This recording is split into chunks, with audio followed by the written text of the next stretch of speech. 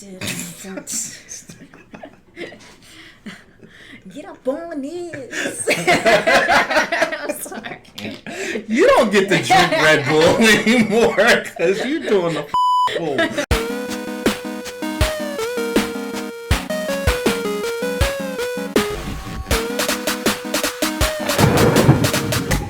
Welcome to Blerd Up, where we talk about all things movies, music, TV, and gaming, all with a blurred twist. We're your host. I'm Kilar Cam. And I'm Monique. And today we're going to walk through the top 10 African American characters who broke horror rules by not dying. What do you think about that? I think that's actually pretty awesome. You know, typically when we see an African American character in a horror movie, we automatically assume that that character is not going to live until the end of the movie. However, there have been a few exceptions to that rule, and that's what we're going to be looking at today. We found 10 movies where the African American character broke trend and survived until the end of the movie. And I think everybody's going to be shocked about the people who made that list. So what do you think? Let's go ahead and jump into it. I'm game. Let's go. I'm ready. All right, here we go. Spoiler warning. Before we jump into this list, please understand that in order for us to compile it, we do have to give away endings to some of these movies. So in order to preserve your movie viewing experience, I suggest you disconnect now. You have been warned. All right, coming in at number 10, we have Get Out. Yes, Chris from Get Out, released in 2017, played by Daniel Kaluuya. I actually really didn't know what to expect at the beginning of this movie. I knew Chris's character was a main character, but I really didn't know how the movie was gonna end, you know? I think the way it ended, though, was absolutely perfect. It just made this a much better horror movie. And I know there are actually two versions of the endings of this movie. One version was actually Chris going to jail for killing the Armitage family. But I just think that way, I don't know, I wouldn't have been satisfied with the ending of that movie. Yeah. However, the way they ended it in theaters, most satisfying, because you have his friend Rod pulling up to him in the midst of killing his girlfriend, and him coming to save him. Chris gets in the car and Rod's like, I told you not to go in that house. But you also have to think about this movie and who directed it. This is Jordan Peele, and Jordan Peele, what he's done is just kind of created a new trend in horror movies itself. So this movie could have gone either way. We could have had the lead character die. We didn't, and I'm thankful for that. Yeah. So again, made it an even better horror movie than it already was. Exactly. All right, coming in at number 9, we have Reggie from Friday the 13th, A New Beginning. Reggie is played by Shavar Ross. This movie came out in 1985, and the thing that shocked me, well, I can't say it was really a shock because you have to be a special kind of person to murder a kid. I think even Jason has his limits here. Right. But Shavar Ross amazingly portrayed the character of Reggie that kept this story moving. The most hilarious thing about it was his scream. Oh, yes. I actually remember that. And just being like, oh, my God. like he that's was how letting I it, scream. Yeah, he was letting it rip. But it was awesome because he was also really involved in this story. He kept the story moving, and then he was also an intricate part of stopping Jason at the end. So surprising he lived through it? Not really, but again, when we think about the time, 1980s, it's still a new thing. So. Right. I agree. Awesome. All right, up next, we got number 8 with Brandon Quinton Adams playing the role of Fool in Wes Craven's People Under the Stairs. Now again, this is another one of those situations where he was a kid. For those of you who haven't seen the movie, basically, he gets locked in this house with a bunch of weird people. Super weird. And weird kids or weird teenagers coming out of the basement and everything. So am I surprised he lived through it? No, but when you think about, again, the time frame it was, and just kind of putting yourself in that character's shoes, like, he played that character knowing full well that there's a possibility that he was going to be stuck there forever and be one of them kids living in the walls. Right. But he made it out, and that leads us back to our next one, which is number 7. This is kind of a 2-for-1. So anybody remember that actress? Her name is Kelly Jo Minter. She's very popular for the Nightmare on Elm Street franchise. She was actually in part 5, which is my least favorite of the franchise, if I'm being honest. I don't think you're alone. But she plays the role of Yvonne, the best friend, and she makes it to the end of the movie. And the reason she makes it to the end of the movie because she's kind of responsible for getting rid of Freddy in that movie. Well, partly. But the reason I call it a 2-for-1 because she also played the role of Ruby in People Under the Stairs. Right. And she played Fool's older sister, and at the end, the big climax where they confront the family because the brother's locked in there, she's like at the door with the neighborhood, and she's like, no, I know he's in here, and you guys are slumlords, and this is what you did to our community, and this is what we're about to do. We're about to take you out. And it was just like so much full of attitude.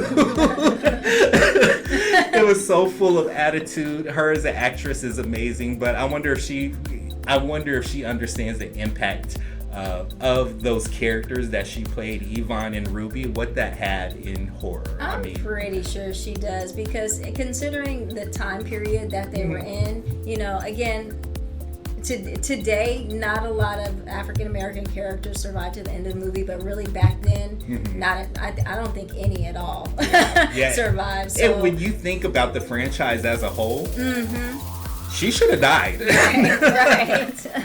She should have died, but I'm glad she didn't. Right.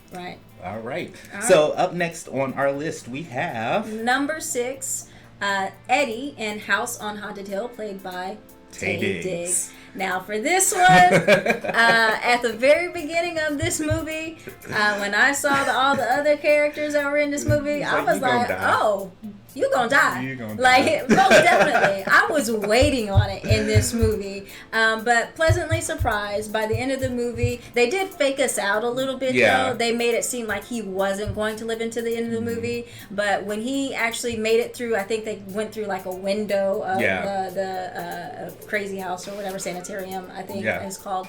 And the sun started to go up, and they saw those the checks laid out. I was like, oh, okay. Go ahead, Taye Diggs. You made it. Yeah, that one was a bit of a surprise to me. I was not expecting him to make it through there because there were some fake outs, where you're just like, my brother. But definitely a great flick. If you have the opportunity, definitely check that one out because it's probably one of the better remakes. Yeah, I definitely think so. I think not a lot of people agree with that, but I think it's good. Yeah, for the time period, it was a pretty good movie. I liked it. Going into number 5 is actually a movie we recently just reviewed and reacted to. Geraldine in Tales from the Crypt Demon Knight, played by Jada Pinkett Smith. Right. So going into this movie, I really didn't. It was kind of hard at the beginning to determine who was the main character in the movie, and that was kind of very interesting to me because as the movie went on, and people start getting killed, and you finally realize at the end of this movie it's just Breaker and Geraldine, and Breaker gets killed, and you're like, oh wow, Geraldine's the main character of this movie? Yeah. And I think the writers were very specific when they were writing these characters to write them all in a way that they were supporting characters at the beginning, and then as the storyline goes on, you start to figure out the direction it's going. So for those of you who haven't seen it or have not watched our review of Demon Knight, we will put that link in the comments for you to be able to check that out. But kudos to Jada Pinkett, Geraldine. Definitely check it out. Awesome. Now, coming in at number 4, which is kind of another double, we're going to go with the character of Kenneth in Dawn of the Dead remake, which is played by Ving Rhames. This one surprised me a little bit only because it is a remake, and I fully expected them to kill off Kenneth's character, but he actually survived. So it's kind of like a half and half, because if I think back to the original Dawn of the Dead, the character of, I want to say it was Peter, was played by Ken Foree, and he lived as well. So it was nice to see that they kind of stuck true to that, how do I want to say, framework. Yeah. George Romero was very instrumental in kind of helping to break that trend. Because if you remember in Night of the Living Dead, an African American man was the lead of the movie, and he had all the attitude and defiance that you could possibly have from a character. Unfortunately, he did not make it through that one, which was no fault of his own. It was just, again, the situation, and of course people. It spoke to how society was at that how time. People acted back then towards African American men. But nevertheless, that's why I wanted to make sure we included this on the list, because at the end of the day, both Ving Rhames and Ken Foree's characters survived the zombie apocalypse. Right. Coming in at number 3 is one of my favorite characters in the Nightmare on Elm Street franchise. Probably one of my favorite characters ever. Right.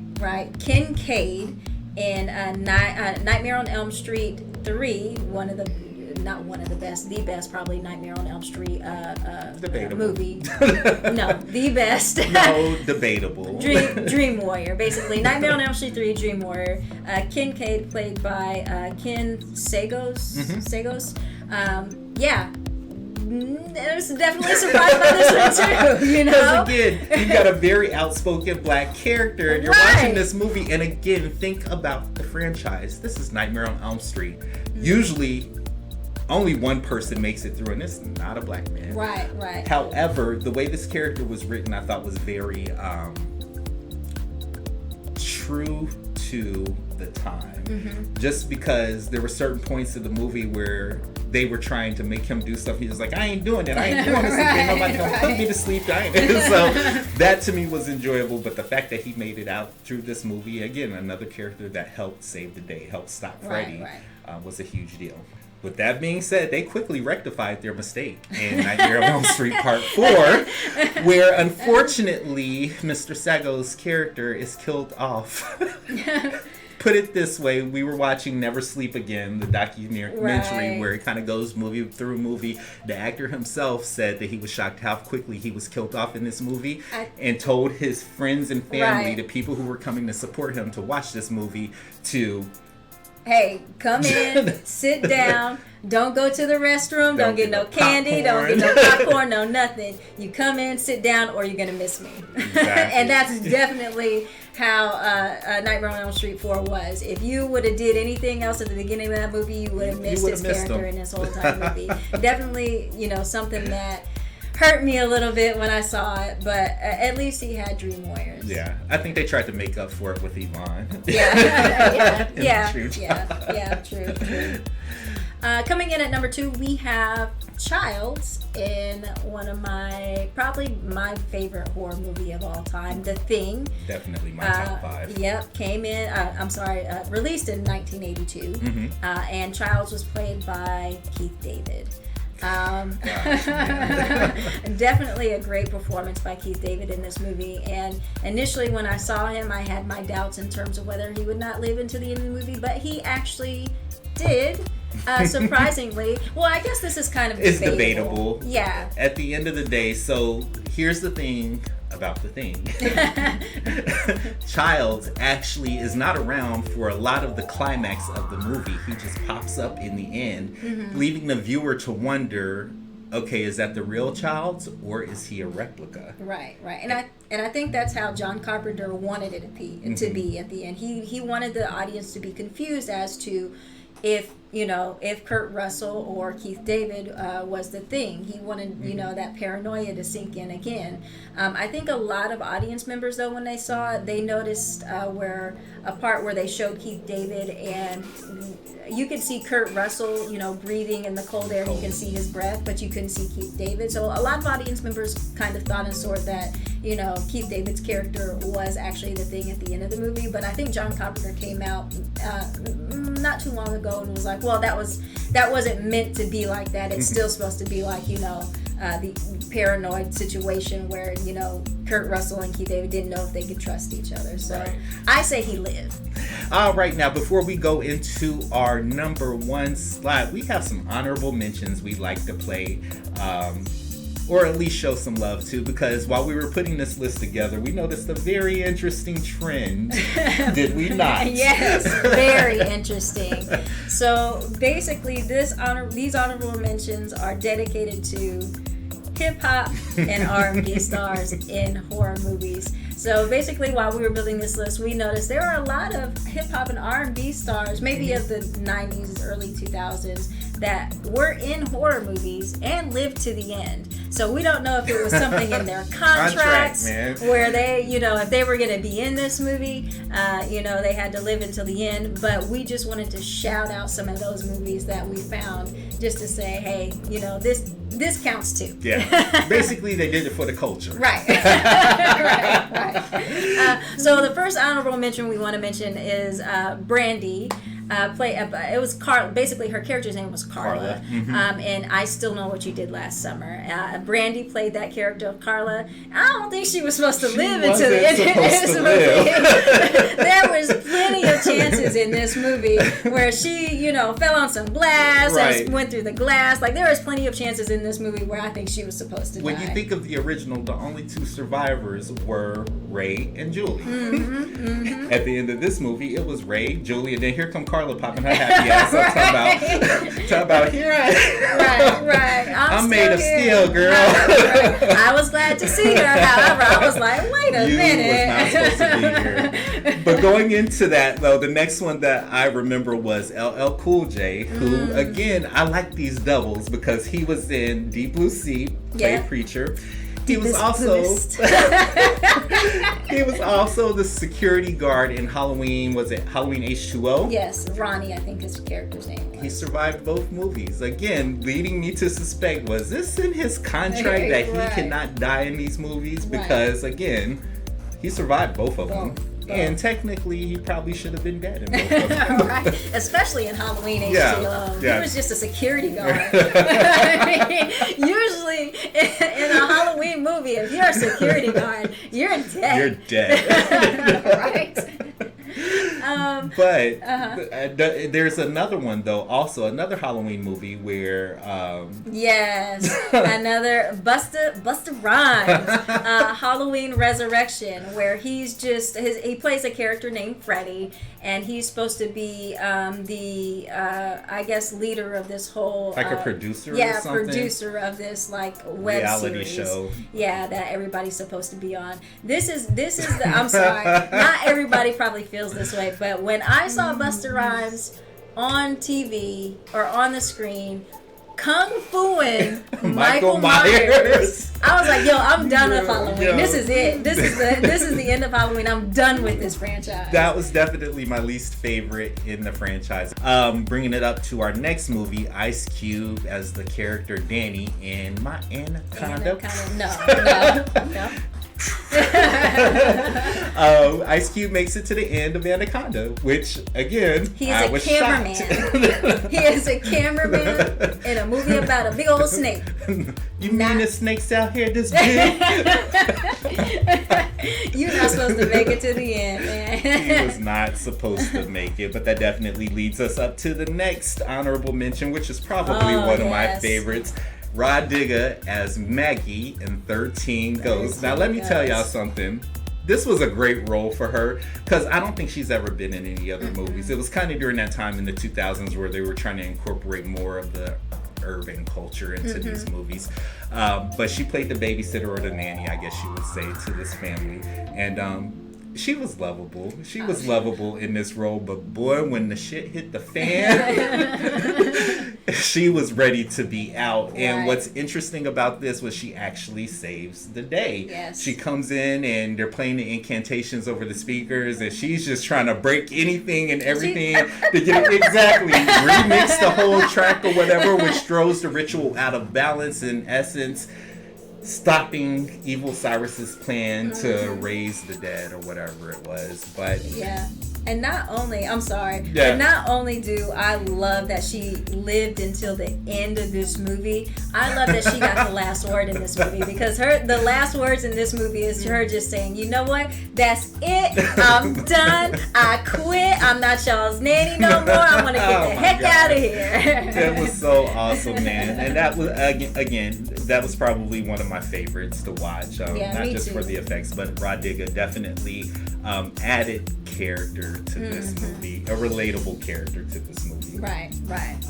All right. So those are our honorable mentions. Again, they did it for the culture. They made it to the end of the horror movie alive, and we thank them for their contributions. Yep. That leads us to our number one spot. Do we get a drum roll? We have the character of Roger in Night of the Demons, and we're talking about the original one here that was released in 1988. Man, when I tell you, I actually watched this movie with a babysitter that we had, and I was mesmerized because, if again you think about the time, you've got a cast of all white people with the one token black person. I was like, he's gonna die. But as the movie starts to progress, the way he reacts to some of the scenarios, some of the situations that are happening, is kind of like, oh, that's what I would do. Yeah. Okay, I'm gonna watch this. I'm gonna keep watching. There's literally a part in the movie where, typically when you think about the horror tropes, where he was supposed to sacrifice himself to save one of the other characters, and he was like, nope, move out of my way. Right. Most definitely. When I saw this movie, and I actually didn't see this movie until I was way older. Not like. Wait, did I introduce you to this movie? Yeah, I think you did introduce me to this movie, because when I saw him earlier on, I was like, oh, most definitely, he's gone. Like, I'm just waiting for the time when he's, it's gonna happen. But when his reactions to everything that starts happening in the house that they're in, I'm like, oh, wait a minute. That's, like you said, that's what I would do. Like, you reacting to like real. This is real. By the time we get to the end of the movie, and it's time to get out of there. He does try to help one of the characters, but when she keeps falling down, he's just like, move out of the way. And he is out of there. He is out of there. So. That character, interesting enough, he's played by an actor called Alvin Alexis. I haven't seen him in a lot of stuff. This might have been one of the only things that he was in. But man, when he made a splash, big impact in horror. So did most definitely one of the most realistic reactions to his surroundings, basically, that I've seen in a horror movie. And you guys will see, we're actually planning on reviewing that on this channel, so stay tuned for that. So there you have it. That's our top 10 African American characters who broke the horror trend and actually had the gall to survive to the end of the movie. Right. And we salute you. So thank you so much for tuning in. Remember, please like and subscribe if you like what you see, and also drop down in the comments if there is any other movies that you feel belong on this list. Let us know. We'd love to see them. Right.